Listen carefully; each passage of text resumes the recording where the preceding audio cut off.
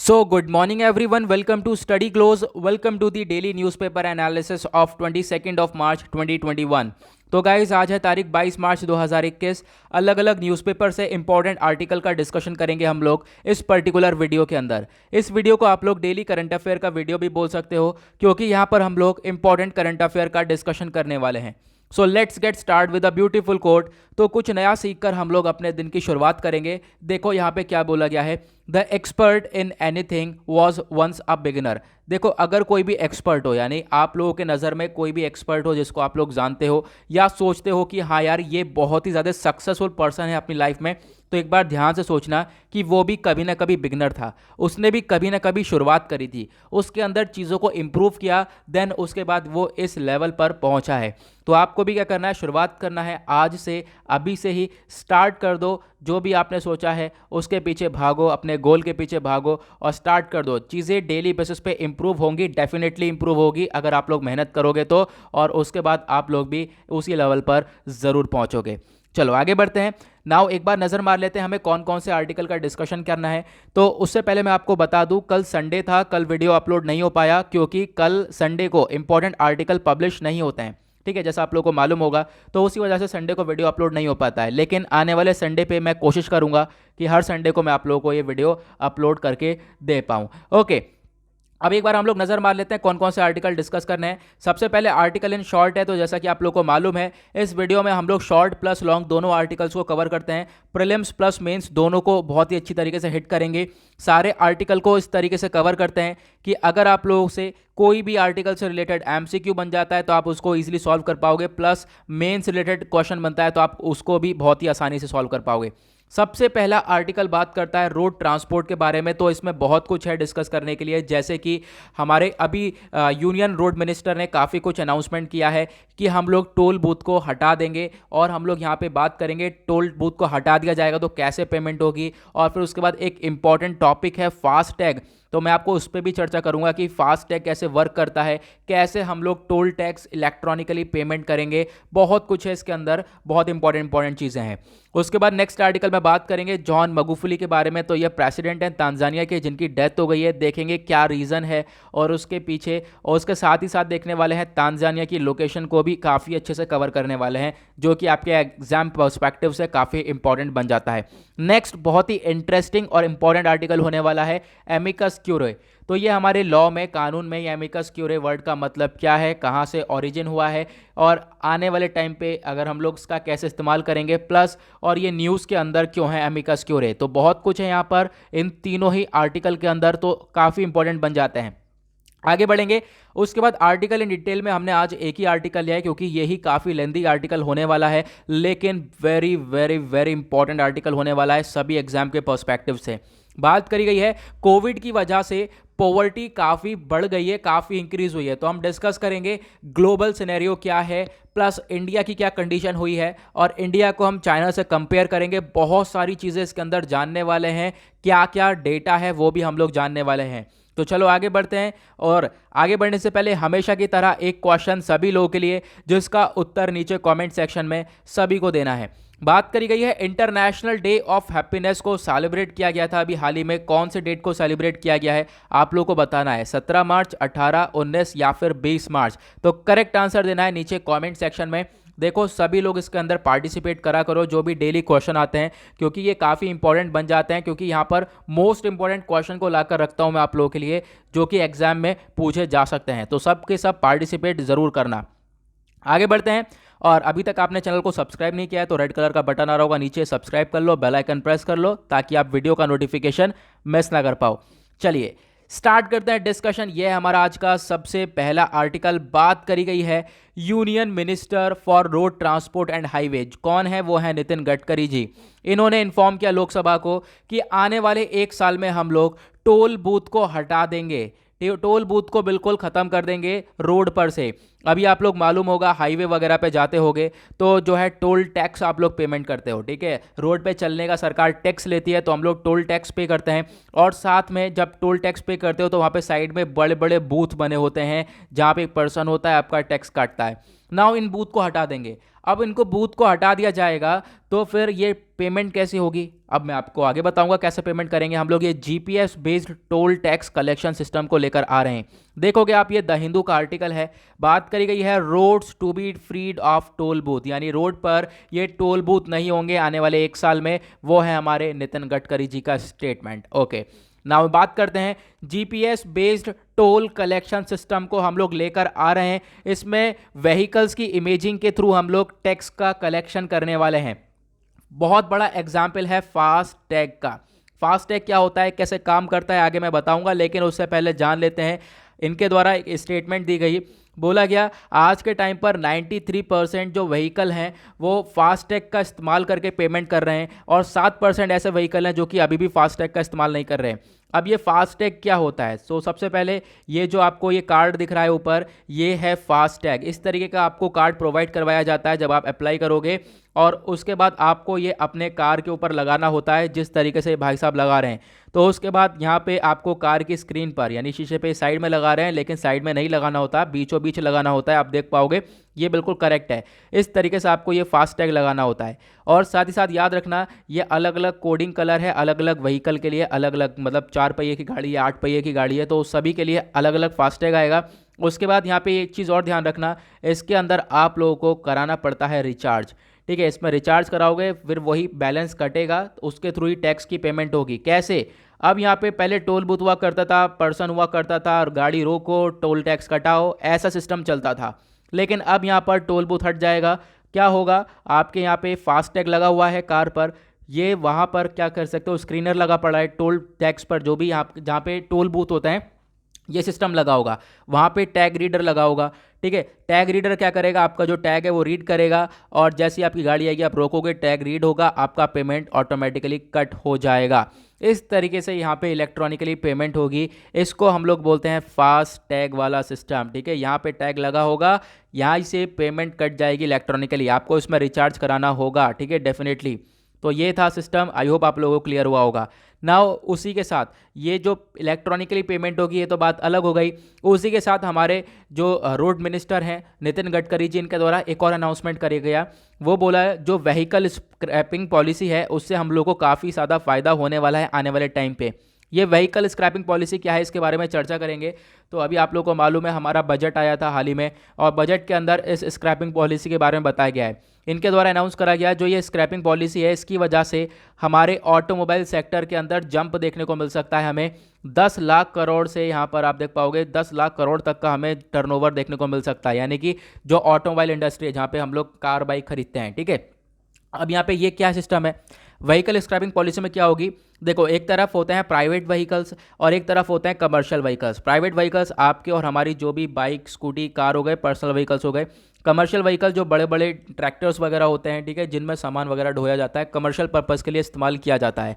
Now अब क्या होगा, जो प्राइवेट व्हीकल्स होंगे, अगर आपका प्राइवेट व्हीकल 20 साल पुराना हो चुका है तो उसका एक फिटनेस टेस्ट होगा। अगर वो व्हीकल अनफिट होता है तो आपके व्हीकल को कबाड़खाना में डाल दिया जाएगा, स्क्रैप कर दिया जाएगा। ठीक है, उसी तरीके से कमर्शियल व्हीकल का टेस्ट होगा 15 साल में, और इसका भी यहाँ पे अच्छी तरीके से टेस्ट होने के बाद अगर ये अनफिट देखने को मिलता है तो इसको भी कबाड़खाने में डाल दिया जाएगा और आपको जाकर नया व्हीकल परचेस करना पड़ेगा। अगर इसका टेस्ट जो है फेल हो जाता है तो आपके व्हीकल का एंड हो जाएगा और आपको व्हीकल खरीदना होगा। और व्हीकल खरीदने के लिए सरकार आपको पूरा सपोर्ट कर रही है, बहुत सारे इंसेंटिव्स प्रोवाइड कर रही है, जैसे कि आपको जो टैक्स वगैरह है उसमें छूट मिल जाएगी। नया व्हीकल लोगे आप तो उस पर डिस्काउंट मिल जाएगा। साथ ही साथ जब नया व्हीकल लेकर आपको ये जो पॉलिसी है इसके अंदर रजिस्ट्रेशन कराना होता है तो उसका कोई चार्ज नहीं जाएगा। तो सरकार जो है काफ़ी सारे बेनिफिट्स प्रोवाइड करवा रही है इसके लिए।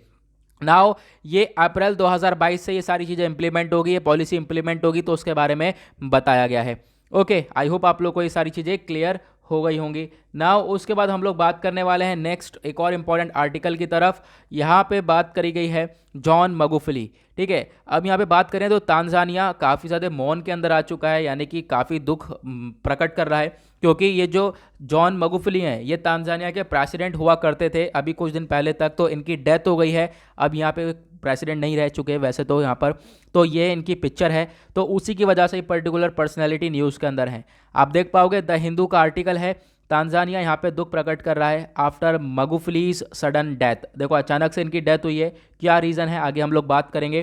तो जो जॉन पॉम्बे जोसेफ मगुफली इनका पूरा नाम है, इनका जन्म हुआ था 1959 में और डेथ हो गई है 2021 में। ये डेटा इंपॉर्टेंट नहीं है। ये एक तांजानियन पॉलिटिशियन थे और ये 5वें प्रेसिडेंट थे तांजानिया के। लगभग 2015 से प्रेसिडेंट बने हुए हैं और अब इनकी डेथ हो गई है, तो फिलहाल यहाँ पे कहानी ख़त्म हो चुकी है ना। उसके बाद अगर हम बात करें, जो मगुफली हैं ये जाने जाते थे क्योंकि इन्होंने कोविड-19 के प्रति बहुत सारी मिस इन्फॉर्मेशन फैलाई है, तो उस वजह से काफ़ी न्यूज़ में भी थे क्योंकि कोविड-19 से रिलेटेड काफ़ी गलत गलत इन्फॉर्मेशन इन्होंने स्प्रेड करी थी।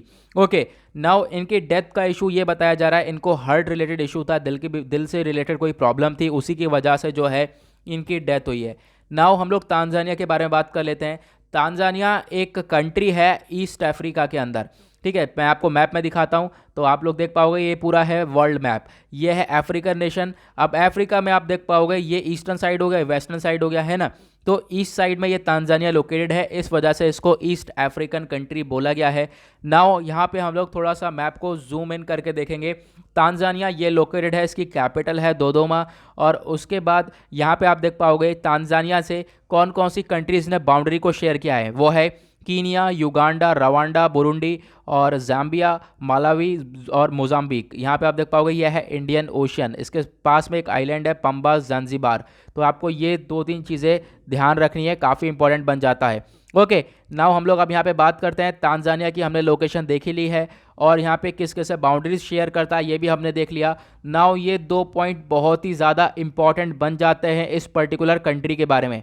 पहला बात करता है माउंट किलिमंजारो के बारे में। ये अफ्रीका का हाईएस्ट माउंटेन है जो कि तांजानिया के अंदर लोकेटेड है, मोस्ट इंपॉर्टेंट, ठीक है। तो कौन सा आपसे पूछा जा सकता है, अफ्रीका का हाईएस्ट माउंटेन लोकेटेड है तांजानिया के अंदर, वो कौन सा है, माउंट किलिमंजारो।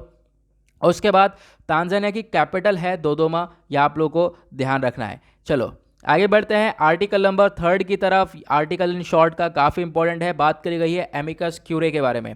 तो हमारे एसजी, ठीक है, जिनको हम लोग बोलते हैं सॉलिसिटर जनरल, इनका नाम है तुषार मेहता। इन्होंने एक स्ट्रॉन्ग अपील करी है सुप्रीम कोर्ट से कि जो लॉयर होते हैं, लॉयर को हम लोग एज आ एमिकस क्यूरे का स्टेटस ना दें, मतलब कि एज आ एमिकस क्यूरे अपॉइंट ना करें, ठीक है। स्टेटस ना देने की बात नहीं है, यहाँ पे ये बोला गया है कि हम लोग लॉयर को एमिकस क्यूरे की तरह अपॉइंट ना करें। अब ये एमिकस क्यूरे क्या होता है तो आप लोग देख पाओगे। सबसे पहले ये टाइम्स ऑफ इंडिया का आर्टिकल है, डिमार्केट हाउ एमिक के क्यूरे कैन हेल्प। तो एसजी ने यहाँ पर ये बात करी गई है। अब यहाँ पे आप देख पाओगे एमिकस क्यूरे का मतलब होता है फ्रेंड ऑफ द कोर्ट, यानी कोर्ट का दोस्त।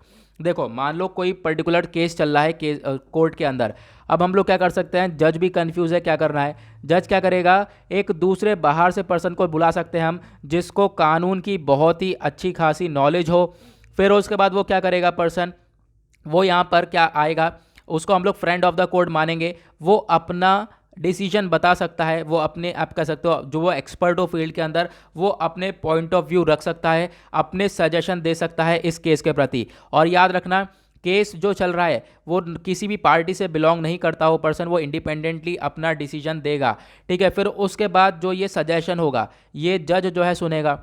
अब ये जज के ऊपर है, यानी ये कोर्ट के ऊपर है कि ये डिसीजन मानता है कोर्ट या नहीं मानता, ये उनके ऊपर पूरी तरह से ऑप्शनल है। ओके, उसके बाद अगर हम बात करें एमिकस क्यूरे, देखने को मिला था, स्टार्ट हुआ था रोमन लॉ में, फिर उसके बाद 9th सेंचुरी में शुरुआत करी गई, इसको इंग्लिश लॉ के अंदर आया ये, और उसके बाद ये काफ़ी ज़्यादा कॉमन बन चुका है। तो आई होप आप लोगों को इसके बारे में क्लियर हो गया होगा, काफ़ी इंपॉर्टेंट बन जाता है। तो आपसे पूछा जा सकता है एमिकस क्यूरे टर्म के मतलब, तो आप इजीली आप यहाँ पे बता सकते हो। देखोगे यहाँ पे ये 2 पिजन आपस में बात कर रहे हैं। पहली कह रही है what are other words for amicus curiae, तो यहाँ पे बोलता है friend of the court, friend at the court, friend in court, advisor to the court. यानी कि हम लोग किसी को भी as a amicus curiae hire कर सकते हैं, एज अ अपॉइंट कर सकते हैं, ठीक है। वो अपने केस में किसी भी सजेशन दे सकता है, ठीक है। लेकिन यहाँ पर ध्यान रखना है वो किसी भी पार्टी से बिलोंग ना करता हो। ओके, चलो आगे बढ़ते हैं, आते हैं इंपॉर्टेंट आर्टिकल की तरफ। यह है आर्टिकल इन डिटेल का पहला आर्टिकल, और आज ये हमारा पहला और आखिरी आर्टिकल है। हमने 2 आर्टिकल नहीं लिए हैं आज क्योंकि ये काफ़ी डिटेल में है। तो बात करता है कोविड-19 की वजह से पॉवर्टी यानी गरीबी काफ़ी बढ़ती हुई नजर आई है। द हिंदू का आर्टिकल है, पेंडेमिक में have doubled poverty in India.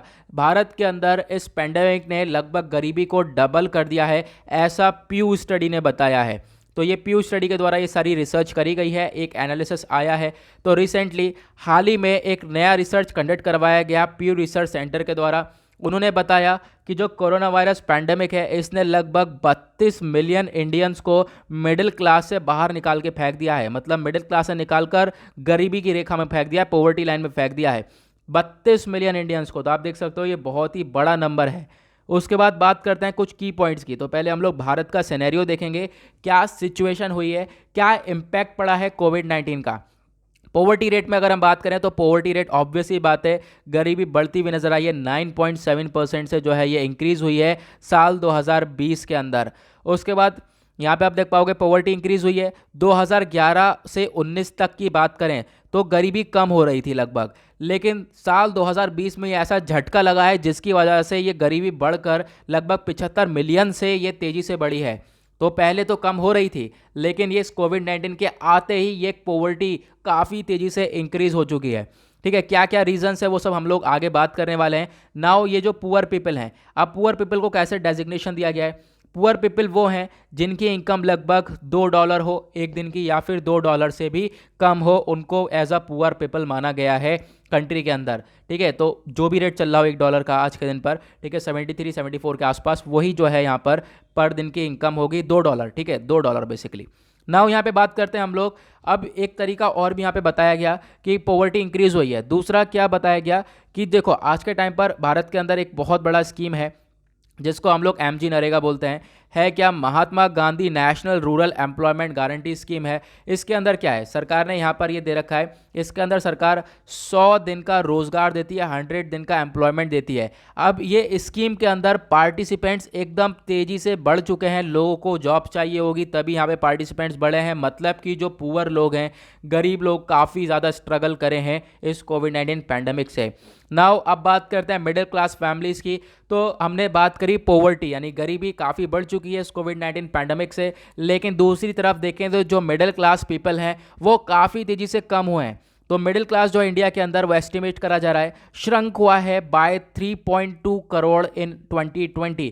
3.2 यानी कि आप कह सकते हो लगभग अप्रॉक्सीमेटली यहाँ पे 3.2 करोड़ यहाँ पे बताया गया है। इतने से यहाँ पे मिडिल क्लास फैमिलीज डाउन पहुँचे, यानी कि अब यहाँ पे गिरे हैं, कम हुए हैं मिडिल क्लास फैमिली। तो मतलब क्या है इसका, मतलब कि मिडिल क्लास से वो लोग पॉवर्टी वाले एरिया में पहुँच चुके हैं। पहले तो मिडिल क्लास में थे, पहले अच्छा कमाते थे थोड़ा बहुत। मिडिल क्लास को हमने कैसे डिफाइन किया है, जो कि कम से कम कमाता हो 700 से 1500 रुपये हर रोज़। ठीक है, अब यहाँ पर ये मिडिल क्लास फैमिलीज़ के अंदर आएंगे, लेकिन ये कम हुए हैं मिडिल क्लास फैमिली वाले, मतलब कि ये लोग पॉवर्टी की रेखा में आए हैं, इनकी इनकम भी कम हुई है, ये लोग गरीबी की साइड में चले गए। और जो लो इनकम वाले ग्रुप थे वो BPL लाइन में चले गए, वो गरीबी रेखा से भी नीचे चले गए, बिलो पॉवर्टी लाइन जिसको हम लोग बोलते हैं। ये ठीक है, एक बार रिवीजन लेते हैं। गरीबी बढ़ गई, पॉवर्टी बढ़ गई। दूसरी तरफ मिडिल क्लास पीपल के बारे में बात करें तो मिडिल क्लास पीपल भी कम हो गए हैं, और जो है पॉवर्टी की साइड बढ़ गए हैं। वो लोग कहाँ पे बढ़ गए, पॉवर्टी वाले लाइन में बढ़ गए। जो लो इनकम वाले ग्रुप वाले लोग हैं जिनकी इनकम पहले से ही बहुत कम है, वो लोग बिलो पॉवर्टी लाइन चले गए, वो लोग गरीबी की रेखा से भी नीचे चले चुके हैं। अब अगर हम बात करें रिच पॉल्यूशन की, पॉल्यूशन कह रहा हूँ सॉरी, पॉपुलेशन की। ठीक है, अब यहाँ पर क्या है, देखो जो भी अमीर लोग हैं, अमीर लोगों की बात करें तो वो भी काफ़ी हद तक गिरे हैं। ठीक है, मतलब कैसे गिरे हैं, जो रिचर पॉपुलेशन है वो भी लगभग, जो इसकी जनसंख्या है, जो अमीर लोग हैं वो भी काफ़ी हद तक डाउन पहुंच चुके हैं। ठीक है, लगभग आप देख पाओगे 30% तक ऑलमोस्ट इनके अंदर भी गिरावट देखने को मिली है, यानी ये मिडिल क्लास में पहुंच गए होंगे। जो अमीर था वो मिडिल क्लास में आ गया, मिडिल क्लास वाला लो इनकम में आ गया, लो इनकम वाला बिलो पॉवर्टी लाइन पहुँच गया। इस तरीके से हमने इसको सिंपली डिफाइन कर लिया है। नाउ कंपैरिजन करते हैं चाइना के साथ। तो देखो डेटा ये बताता है कि चाइना के अंदर यहाँ पे इतनी प्रॉब्लम नहीं क्रिएट हुई है जितनी इंडिया के अंदर हुई है।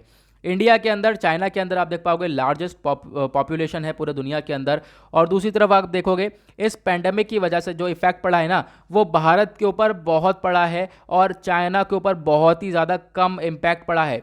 और इनफैक्ट चाइना एक ऐसी इकलौती कंट्री थी साल 2020 में जो कि जिसकी इकोनॉमी ग्रो कर रही थी। आप समझ सकते हो 2020 में भी इसकी इकोनॉमी कर रही थी। तो कोरोना यहीं से आया, प्लस इनकी इकोनॉमी के ऊपर भी इतना इफेक्ट नहीं पड़ा है। उसके बाद आप लोग देख पाओगे चाइना की इकोनॉमी को ये बोला जा रहा था कि यहाँ पर आप कह सकते हो ग्रो कर रही थी, एक्सपैंड कर रही थी 2.3% से। तो मतलब इकलौती कंट्री ऐसी थी जिसकी इकोनॉमी ग्रो कर रही थी। इनफैक्ट यूएसए की इकोनॉमी डाउन पहुंच गई थी, लेकिन चाइना की इकोनॉमी ग्रो कर रही थी साल 2020 में। नाउ अब देखते हैं ग्लोबल सिनेरियो। अभी हमने भारत की बात कर ली, चाइना की बात कर ली, अब बात करते हैं दुनिया की। दुनिया के अंदर जो पॉवर्टी रेट है, ऑब्वियस ही बात है, सभी जगह पर इंक्रीज हुआ है। आप देख पाओगे 10.4% से यहाँ पे इंक्रीज होता हुआ देखने को मिला है। और यहाँ पर गरीबी जहाँ पहले ख़त्म हो रही थी, लेकिन उसके बाद अचानक से कोरोना आया और वापस से गरीबी बढ़ चुकी है। उसके बाद पुअर क्लास पीपल के बारे में बात करें पूरे दुनिया भर के अंदर, तो पुअर क्लास पीपल भी इंक्रीज हो चुके हैं। पहले 672 मिलियन लोग थे, लेकिन साल 2020 आते ही ये बढ़कर हो गए हैं 803 मिलियन। यानी गरीबी काफ़ी बड़ी है, पुअर पीपल जो गरीब लोग हैं उन वो भी काफ़ी बढ़ चुके हैं। उसके बाद मिडिल क्लास फैमिली के बारे में बात करें तो मिडिल क्लास फैमिली रिड्यूस हुई है। ठीक है, आप कह सकते हो मिडिल क्लास फैमिली काफ़ी हद तक रिड्यूस भी हुई है, मतलब कि वो लोग घट कर कम हुए हैं। और अभी हमने बात करा, ठीक है, वो लोग पॉवर्टी लाइन में पहुंच गए हैं। लेकिन अगर हम दुनिया भर में देखें तो मिडिल क्लास फैमिली इंक्रीज हुई है। मिडिल क्लास फैमिली कैसे इंक्रीज हुई है? पहले मिडिल क्लास में आते थे 899 मिलियन लोग, लेकिन उसके बाद 1.34 बिलियन आ चुके हैं। क्यों? क्योंकि बहुत सारे रिचर वाले जो सेक्शन वाले लोग थे, जो अमीर आदमी थे, वो गिरकर मिडिल क्लास के अंदर आ चुके हैं। ठीक है, ऐसी सिचुएशन क्रिएट हो रही है। साउथ एशिया के अंदर बात करें तो यहाँ पर भी बहुत सारे प्रॉब्लम देखने को मिली है, गरीबी बढ़ी है। जैसी सिचुएशन सब जगह पर चल रही है, वैसी ही एशिया के अंदर भी देखने को मिली है। रीज़न क्या था इसके पीछे? बहुत बड़ा रीज़न लॉकडाउन। पूरे दुनिया के अंदर लॉकडाउन लगा हुआ था। इस पैंडमिक ने लॉकडाउन लगवाया, बिजनेसेस सारे बंद थे, जॉब्स सब जो चली गई थी, जो इनकम है वो बहुत डाउन पहुंच गई थी। इंडियन इकोनॉमी की बात करें तो भारत की अर्थव्यवस्था पूरी तरह से रिसेशन में थी, बहुत ज़्यादा डाउन चल रही थी। नाउ अब थोड़ा सा ग्रो होना चालू हुई है, लेकिन अभी भी कंडीशन इतनी खास नहीं है। ठीक है, तो यहाँ पे ऐसी प्रॉब्लम्स क्रिएट हुई हैं। उसके बाद आप देख पाओगे जो पॉवर्टी है दुनिया भर में इंक्रीज़ हुई है इसकी वजह से, पेंडेमिक की वजह से। तो रीज़न तो बहुत सारे हैं, आप लोग देख पाओगे। ये आप आराम से 3-4 रीज़न लिख सकते हो जो ईजिली पूछे जाएँ तो मेंस आंसर राइटिंग में। बिजनेसेस डाउन हुए हैं, जॉब्स लॉस्ट हुई है, इनकम बहुत ज़्यादा डाउन पहुंची है, इंडियन इकोनॉमी रिसेशन पे है, तो यहाँ पर इसकी वजह से गरीबी तो बढ़ेगी, ऑब्वियस ही बात है ना। उसके बाद यहाँ पे इंपॉर्टेंट चीज़ के ऊपर बात करते हैं। अब भारत के पास क्या क्या स्टेप हैं, क्या क्या इनिशिएटिव हैं जिसका इस्तेमाल करके हम लोग जो है इस गरीबी को ख़त्म कर रहे हैं। तो आप देख पाओगे वो है प्रधानमंत्री गरीब कल्याण योजना। ये पहला स्टेप है जो कि हम इस्तेमाल कर रहे हैं। उसके बाद दूसरा है reserve bank of India covid economic relief package. यहाँ पे एक छोटा सा रिलीफ पैकेज दिया जा रहा है, थोड़ा बहुत पैसा प्रोवाइड करवाया जा रहा है। उसके बाद आत्मनिर्भर भारत अभियान मोस्ट इंपॉर्टेंट है आज के टाइम पर, और आपके एग्ज़ाम के पर्सपेक्टिव से भी इम्पॉर्टेंट है, क्योंकि ये हमने लॉन्च किया है इसी कोविड-19 में, ताकि हम लोग अपने ऊपर खुद पे डिपेंडेंसी कर सकें। ठीक है, तो ये सारी चीज़ें हैं जिसकी वजह से हम लोग आगे ग्रो करेंगे, और आने वाले टाइम पे भी हम लोग आज के टाइम पे भी ग्रो कर रहे हैं। ठीक है, और ये स्टेप भारत उठा रहा है जिससे हम लोग यहाँ पर क्या कर रहे हैं, कोविड-19 से लड़ने की कोशिश कर रहे हैं इन स्टेप्स के थ्रू। आई होप आप लोग को ये सारी चीज़ें क्लियर हो गई होंगी। इसी के साथ करते हैं अपने इस वीडियो का एनालिसिस समाप्त। मिलते हैं आप लोगों से नेक्स्ट वीडियो में। आज के लिए bye bye, have a nice day.